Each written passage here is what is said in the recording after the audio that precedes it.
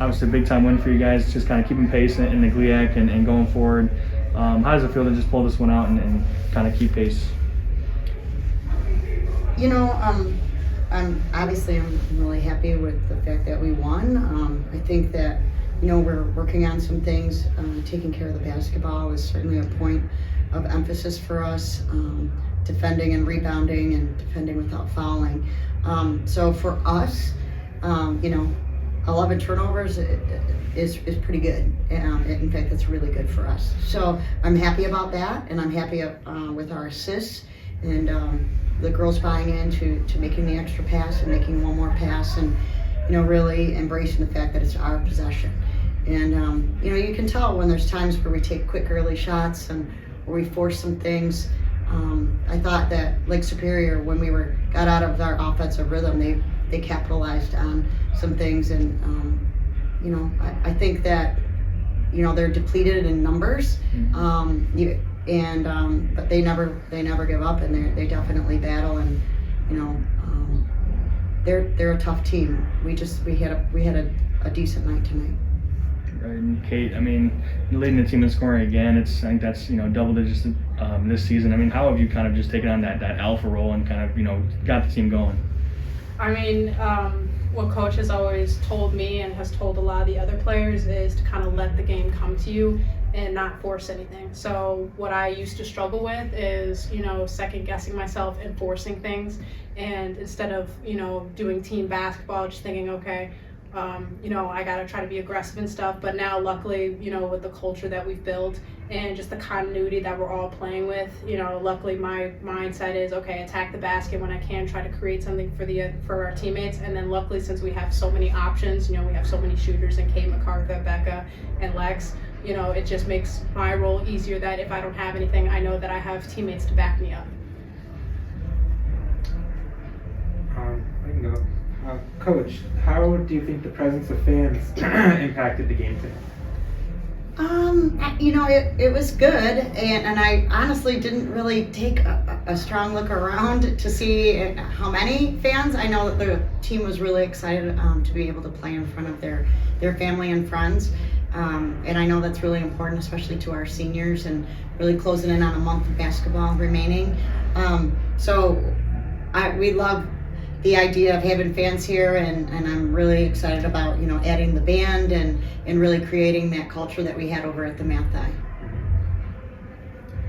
Kate, did you, while you guys weren't allowed to have fans in the stadium, did you notice any change in your teammates' attitude or in your own attitude while playing? Did it hurt your performance at all? I think having fans in the stadium definitely is a bonus, because although we don't really pay attention, obviously, we kind of feel their presence and we feel the energy, and they give us energy for the game. So I will admit, it was kind of tough when all we were looking at was cardboard cutouts of our family. It was kind of weird. It's odd, because you love having the fans there, supporting you. You feel that love and energy. So having them back has been a definite plus, and our attitude and our energy, I think, definitely helped. It definitely increased.